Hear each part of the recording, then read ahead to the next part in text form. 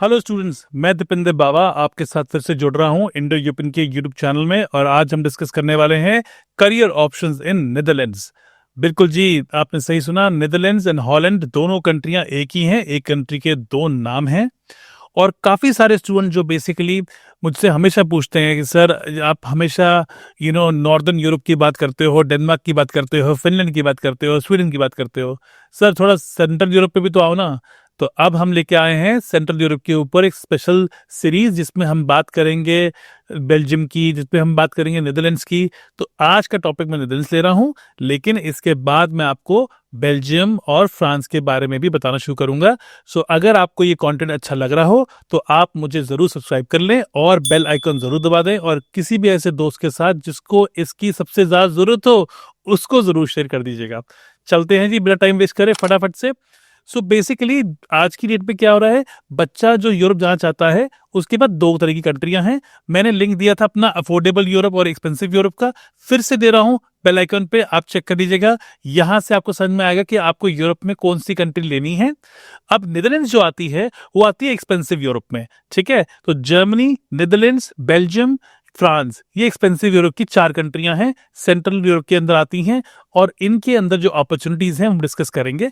Netherlands के अंदर अगर आपने क्लास 12 कर ली है तो आपको बैचलर करना अलाउड है, आपको किसी भी तरह का 13th ईयर नहीं पढ़ना, ठीक है। दो तरह की यूनिवर्सिटियां होती हैं, university of research and university of applied sciences. अगर आपको रिसर्च बेस्ड एजुकेशन लेनी है तो आप यूनिवर्सिटी ऑफ रिसर्च में जाओगे। अगर आपको applied on hands on application लेना है तो आप basically university of applied science लाओगे, जिसको हम यूएएस भी बोलते हैं, यूनिवर्सिटी ऑफ अप्लाइड साइंसेज। अब नीदरलैंड्स के अंदर जो ट्यूशन फी है वो अप्रोक्सीमेटली 10,000 यूरो से लेके 12,000 यूरो पर ईयर की आती है। प्रोग्राम्स मोस्टली सारे मिल जाते हैं आपको। आपके पास प्रोग्राम्स है बिजनेस के, लॉजिस्टिक्स के, हॉस्पिटैलिटी के, आपके पास प्रोग्राम्स है एंटरप्रेन्योरशिप के। एक बहुत बढ़िया यूनिवर्सिटी में लेके आया हूं जिसमें बेसिकली आपको इतना बढ़िया प्रोग्राम है एंटरप्रेन्योरशिप का, जिसमें आपको क्या करना है, अपने 4 साल की एजुकेशन में पूरी कंपनी खोलनी है और कंपनी चलानी भी है। बिल्कुल जी, बहुत अच्छा प्रोग्राम है।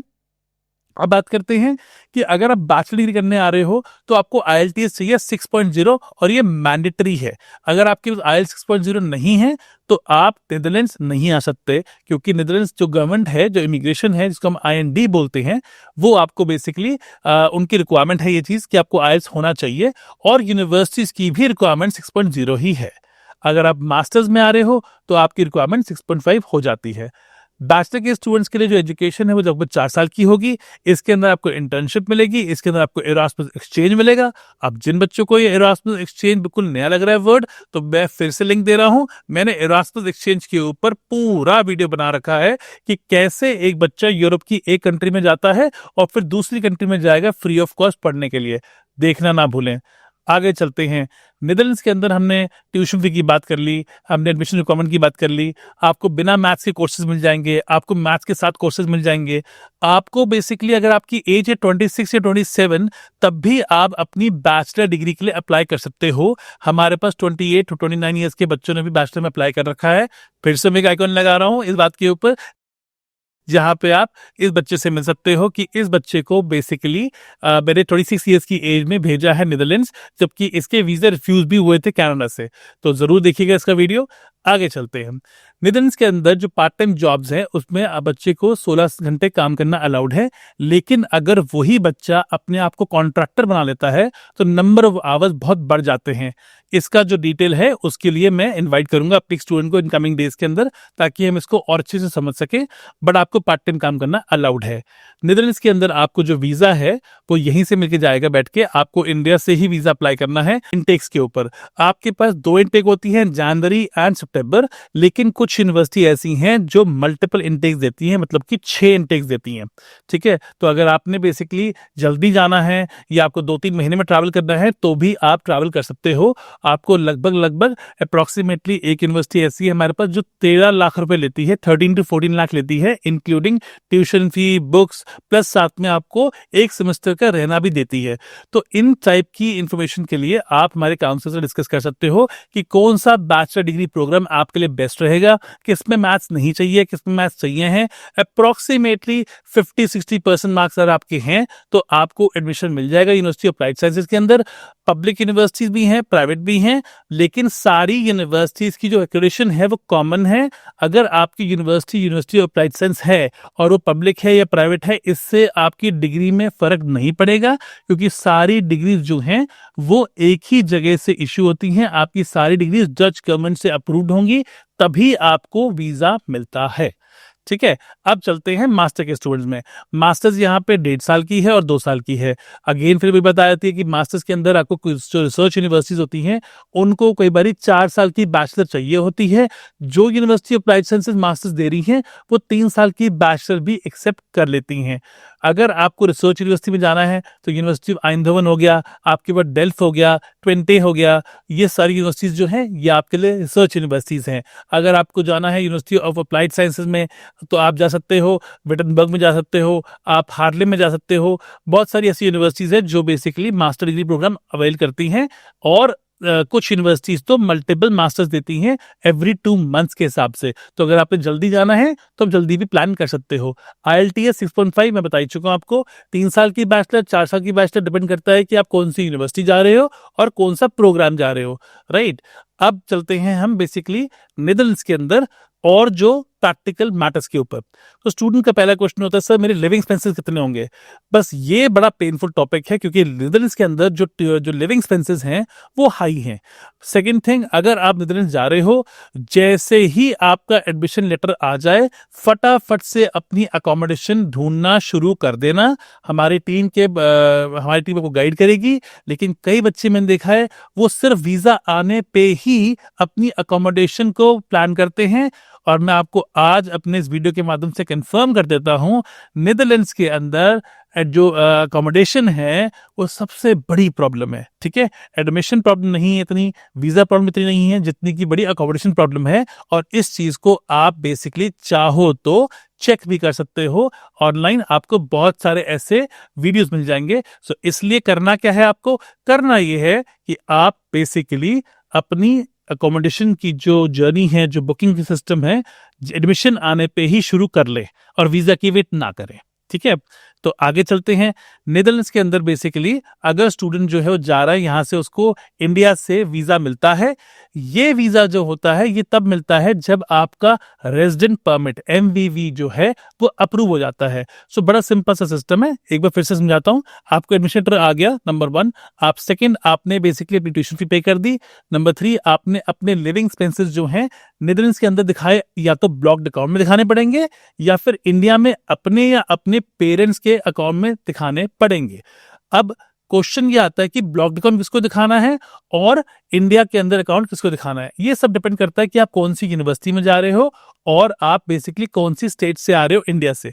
एग्जाम्पल लेते हैं, आप पंजाब के स्टूडेंट हो और आप विटनबर्ग यूनिवर्सिटी जा रहे हो, तो आपको ब्लॉक्ड अकाउंट दिखाना पड़ेगा लगभग 12 लाख रुपए का। ठीक है, लेकिन आप दिल्ली से हो या आप हरियाणा से हो या आप कहीं और से हो तो आपको नहीं दिखाना पड़ेगा।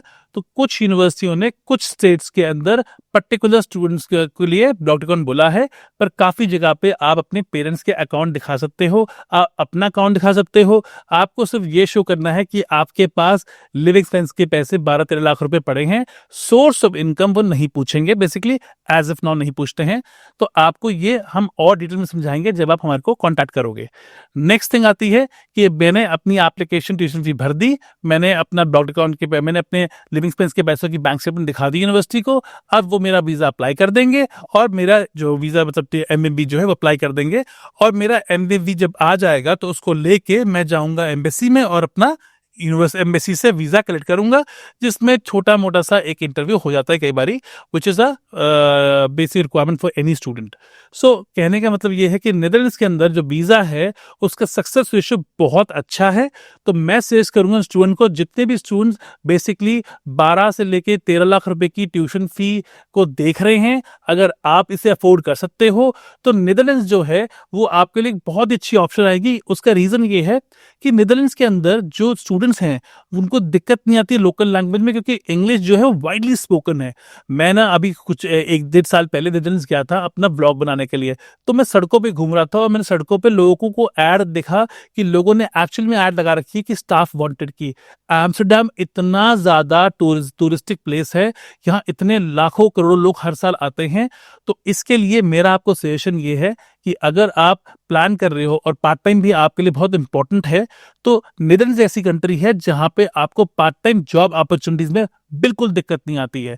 और इसी बात के लिए मैंने आपके लिए ये लिंक लगा दिया है, जिसमें कि मैंने अपने व्लॉग का पूरा डिटेल दिया है, जहां आप देखोगे कि मैंने हर चीज को फैक्ट के साथ शोकेस कर रखा है। मैं ऐसे ही नहीं बोल रहा कि वहां स्टाफ वांटेड होता है, मैं एक्चुअल में सड़कों पे गया था, मैंने एक्चुअल में वहां से पिक्चर्स ली, वीडियोस ली, और वो मैंने आपके साथ शेयर कर रखी है। तो स्टूडेंट बेसिकली नीदरलैंड्स के अंदर एक और चीज आती है कि अगर आप नीदरलैंड्स के अंदर जा रहे हो, यहां से आपको वीजा मिल गया है, वीजा लेके आप वहां पहुंचते हो, वहां पे आपने अपना रेजिडेंट परमिट कार्ड अप्लाई करा और आपको पूरे ड्यूरेशन का रेजिडेंट परमिट कार्ड मिल जाता है। एग्जाम्पल बैचलर में जा रहे हो, मान लेते हैं बैचलर 4 साल की है तो 4 साल का कार्ड मिल जाएगा आपको।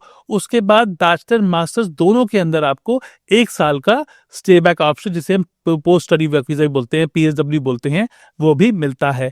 तो नीदरलैंड्स के अंदर जो कंपनीज हैं वो बहुत इनोवेटिव है। कंट्री बहुत बड़ी नहीं है पर बहुत इनोवेटिव है, और सबसे अच्छी बात यह है यहाँ पे लोकल लैंग्वेज के साथ कुछ चारण नहीं आता, बिकॉज हर कोई यहाँ पे इंग्लिश बोलता है। और इस बात को आप आराम से ऑनलाइन गूगल पे वेरीफाई कर सकते हो।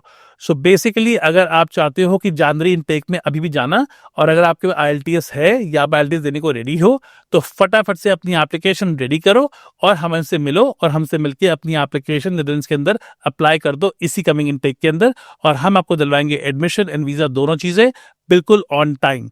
बट हाँ, टाइम बहुत थोड़ा है तो थोड़ा जल्दी कीजिएगा। इसी तरीके से अगर आपको और भी इंफॉर्मेशन चाहिए है तो मेरे चैनल को सब्सक्राइब कर लीजिए, बेल आइकन दबा दीजिए, और हाँ, अपने किसी भी फ्रेंड के साथ जिसको इस वीडियो की जरूरत है उससे शेयर करना मत भूलना। मिलते हैं अगली वीडियो में कल सवेरे। Thank you so much.